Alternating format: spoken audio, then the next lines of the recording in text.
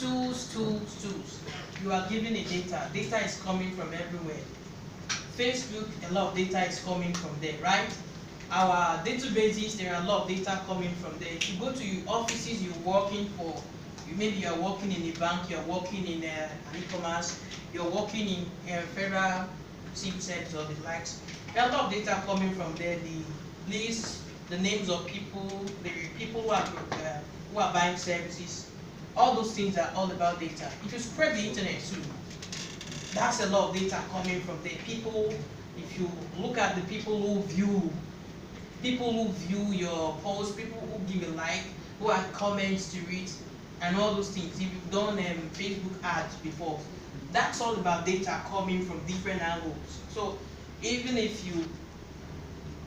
you are just a consulting company, the like, you will still have data.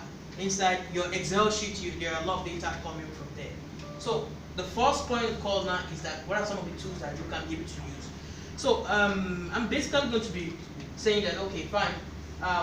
The tools you use, you can use Python, you can use R. For your data visualization, you can use Microsoft Power BI. I think that's a very fantastic tool. And also you can use Tableau too. Although Tableau is paid for that one. Those are the visualization tools. There are also a lot of tools. Then for some of us who are Python, maybe who are using Python for web development before, so this is also another very good ground for you to just. It's not necessarily that you are leaving your Python for web development. Okay, there are things you can be able to learn, the modules and the packages you can learn in Python that will help you to analyze or to just find insight to data.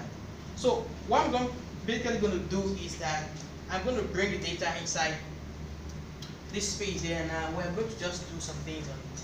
And basically, if you see that when data comes to you, one of the biggest tasks, let me say this, one of the biggest things that you will do as a data scientist is how you can be able to clean the data, right? Cleaning the data. Data is coming in, maybe they are structured, some of them, a lot of them are structured, and we have a lot of unstructured data too, right? So the first point, so 80% to 85% you are going to do as a data scientist is for you to clean the data. Make it very good. Maybe it should be in a very good CSV file, or it should be an Excel sheet, so that you can be able to carry out your visualization. You can be able to plug in a machine learning algorithm like your K-means and the likes, so that you can be able to, really do a model on it, right? Because if your data is dirty, a lot of data is dirty, you cannot do anything. You may do. If you are not using a machine learning algorithm, your prediction may not be right, right? So that's now when it comes to sometimes what we'll talk about feature engineering.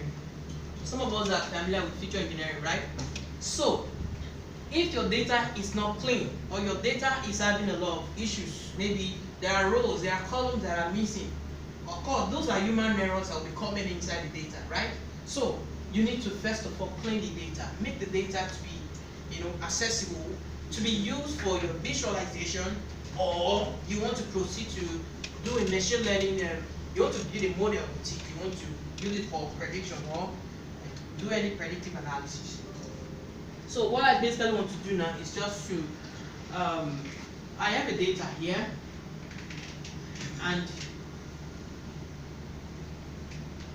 in the first instance, I'm going to be using Python, okay? So Python is one of the very great tools you can use for data science, okay?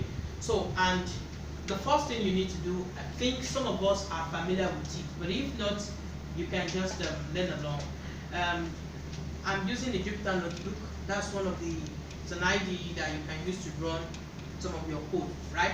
So if you're a web developer, some of us who uses maybe Atom, you use Sublime Text, or you are using Visual Studio Code for as your text editor, right? So this is just an IDE, just a development environment you can use to run your code, to be able to see some of the features inside. So I'm just going to be creating, you can open your Jupyter Notebook. So if you already downloaded Anaconda, Anaconda is a software that allows you to run a lot of packages like Python and also Jupyter Notebook on it. So if you have your Jupyter Notebook, you can be able to pull it up. But what I'm going to be doing now, I think the data I have is on my system here. Okay, you may just use a data, any of the data you have. There's absolutely no way I can be able to go about it now. Yeah. What do you think? It's just a very small, just very small size. So yeah. Drive. Okay, good. I'm going to share the link.